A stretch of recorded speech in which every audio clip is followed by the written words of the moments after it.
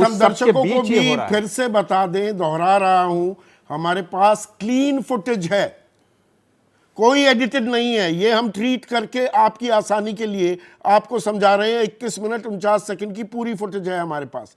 अब देखिए ये सीन 2 और सीन 3,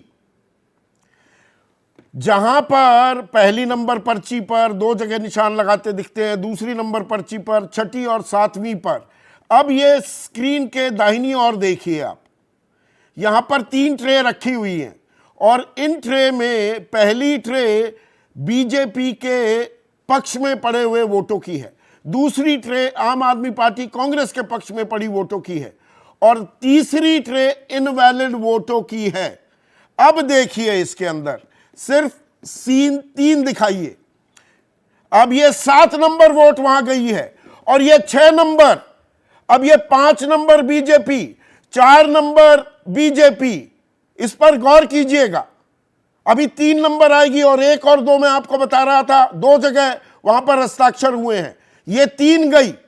अब इसके बाद 2 नंबर वोट आएगी। ये देखिए इनवैलिड वाली ट्रे में पहले नंबर की वोट जो सबसे पहले जिस पर हस्ताक्षर किए और 2 जगह करते निशानदेही करते पाए गए अनिल मसीह, वो भी इनवैलिड में जा रही है।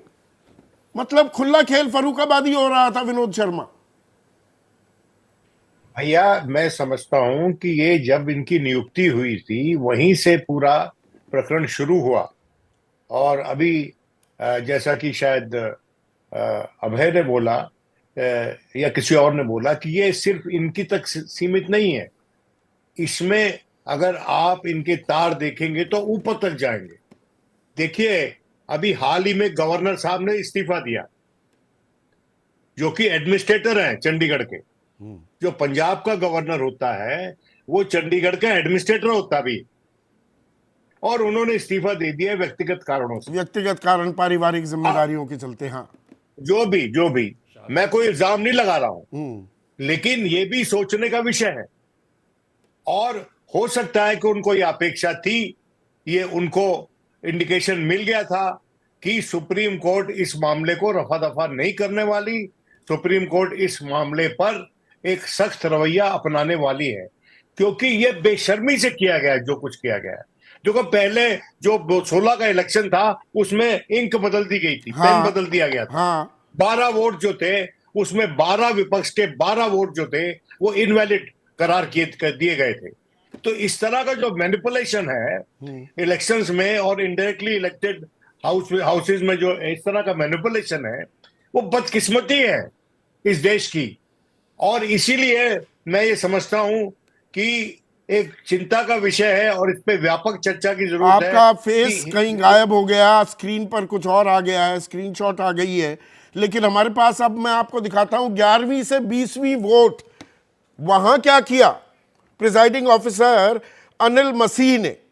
अब देखिए 10 तक दिखा दी थी, 11 एक ही जगह वो साइन करते दिखेंगे या 2 जगह करेंगे?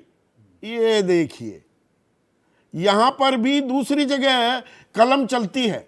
क्यों चल रही है दूसरी जगह? अब 12वीं वोट देखिए, यहां पर कलम चली और बात खत्म। 13वीं वोट देखिए, कलम चलती है और फिर क्या होता है? बात खत्म। 14वीं वोट,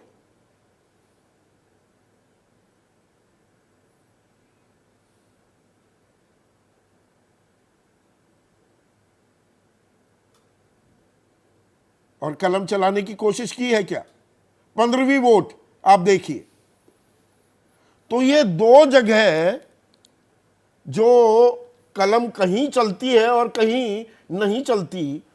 और आप जानते हैं चुनाव में पोस्टल बैलेट, जो बैलेट पेपर है, इनवैलिड तब होगा जब या तो कोई चिन्ह मिल गया, पहचान के लिए कुछ कर दिया, स्मज कर दिया।